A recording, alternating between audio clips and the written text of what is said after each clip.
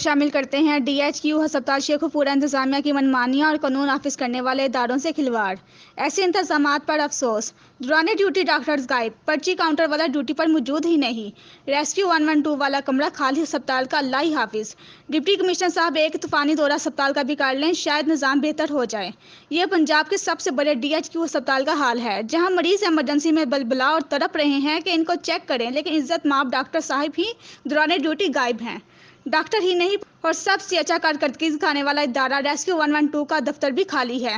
ذرائع کے مطابق ایمرجنسی میں 3 ڈاکٹرز کی ڈیوٹی تھی، مگر تینوں ہی ڈیوٹی پر موجود نہیں تھے۔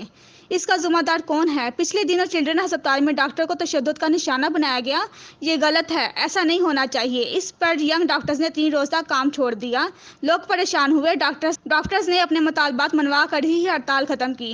اب عوام کیا کرے؟ کیا وہ بھی ہڑتال کرے؟ ڈاکٹرز کے خلاف کہ جن کے ٹیکسز سے یہ تنخواہ لیتے ہیں، ان کو ہی ہر معاملے میں ذلیل و خوار کیا جاتا ہے۔